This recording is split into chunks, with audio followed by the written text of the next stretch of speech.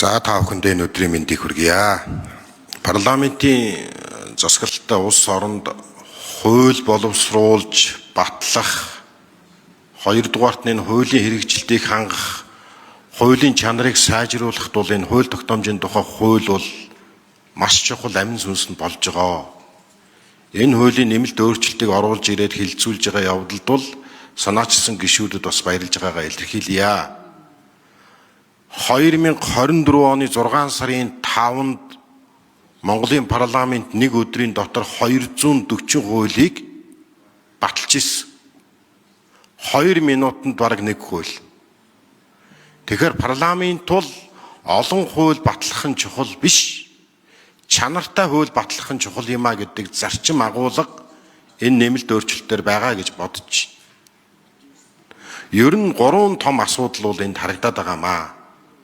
Нэгдүгээрт нь бол хууль боловсруулах үе шатанд судалгаа, шинжилгээ, мэргэжлийн дүгнэлт, нөгөө талд нь олон нийтийн хэлэлцүүлэг.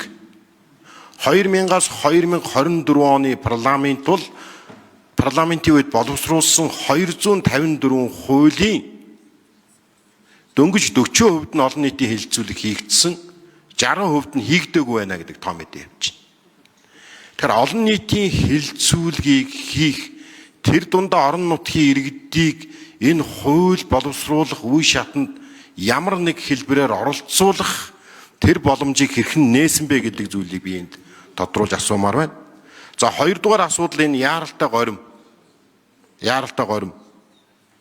Үндэсний эдийн засгийн аюулгүй байдлыг хангах гэдэг ийм ерөнхий агуулгын дор өнгөрсөн 4 жил бол 120 хуулийг бол нийтийн хэлэлцүүлэггүй хийсэн.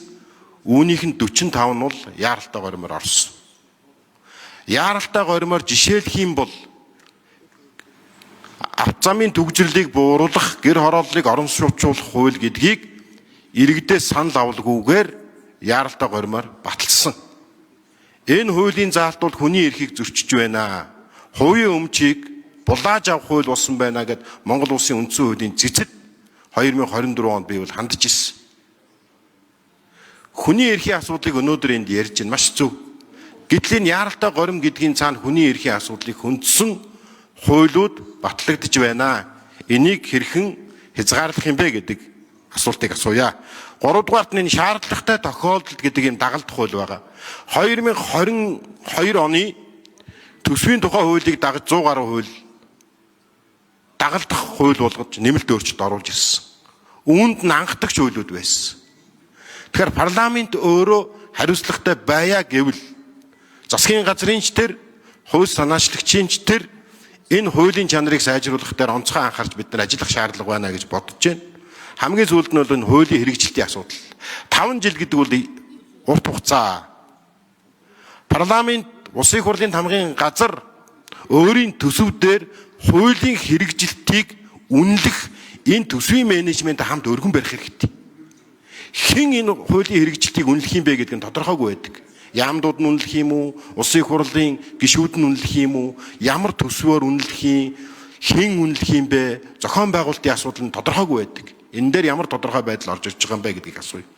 За сүүлд нь цахим хөгжил инновац харилцаа холбооны салбар бол зөвхөн хууль боловсруулах үе шатанд иргэдийн саналыг авдаг биш, хуулийн хэрэгжилтэн дээр тогтмол иргэдээс хуулийн хэрэгжилт ямар төвшөнд байгаа юм бэ гэдгийг цахимаар санал авдаг болгох ийм одоо цонх.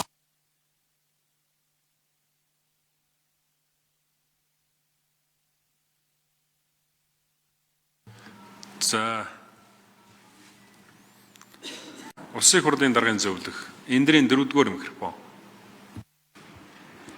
Баатар хүү гишүүний асуултанд хариуллаа. Олон нийтийн саналыг авах боломж гэж байгаа. За энэ хууль тогтоомжийн хууль бол 15 онд батлагдаад 17 оноос л хэрэгжиж эхэлсэн. За энэ хууль батлагдахдаа бол олон нийтийн оролцоог хангахтай холбоотой маш чухал концепцийн тийм одоо зохицуултуудыг оруулсан. Энийг бол өөрчлөөгүй. Харин яаж үүнийг гүнзгийрүүлэх вэ гэдэг талаар бол хит хитэн одоо заалт орсон.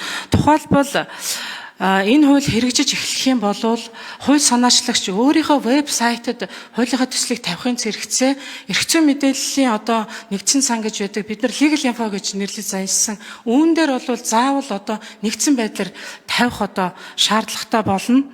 За яаралтай гормын асуудал байна. Яаралтай гормоор бол ер нь 2016 оноос хэрэгжиж эхэлсэн юм байна лээ. За статистик үзэхэд бол сүүлийн одоо энэ парламентаар бол яаралтай гормоор хилцсэн тоо 2.4 дахин нэмэгдсэн байж байгаа. За энэ тохиолдолд бол гол нь энэ хууль тогтоох байгууллагыг тал бүрийн иж бүрийн мэдээлэлээр хангах нь чухал юм байна гэд хоёр шаардлага нэмж тавигдчихж байгаа. Яаралтай гормоор орж ирэх хууль дээр. Юуны өмнө тухайн хууль дээр зардлын судалгаа одоо хийж орж ирнэ. За хоёрдугаарт бол энэ хэрэгцээ шаардлага юу байсан бэ гэдэг дээр бол бас мэдээлэл энэ судалгаануудаа одоо парламентэд өгж явах хэрэг болно. Тэгэхээр их хурлын гишүүд харьцангуй бол бас мэдээлэлтэй байх юм боломж одоо бүрэлдэнэ. Дагалдах хууль дээр ярьж байна. Төсвийн хууль дээр бол 2 удаа анхдагч хууль оруулж ирсэн тохиолдол одоо түүхэнд байдаг. Төсвийн хууль дагалдуулж. За энийг хааж бол 2003 онд бол хууль тогтоомжийн хуульд бол өөрчлөлт орсон. За гэхдээ энэ байдал бол бас их хомигдож бас өгөхгүй байна. За тийм учраас нэг заалт орсон байж байгаа. За одоо цаашид бол төсвийн хууль дээр ямар хууль дагалдах вэ гэхлээр зөвхөн төсөвт одоо нөлөөлөх үзүүлэх санхүү төсвийн хувьд нөлөөлөл үзүүлэх тэр одоо хуулийг бол дагалдуулж оруулах одоо боломжтой болно. Ингэхдээ орлого зарлага төсвийн тэнцэлд ямар одоо нөлөө үзүүлж байгаа юм бэ гэдэг одоо нэмэлт тайлбар мэдээллийг бол заавал одоо гаргаж өгч явах ёстой гэж ингээд тусгагдсан байна.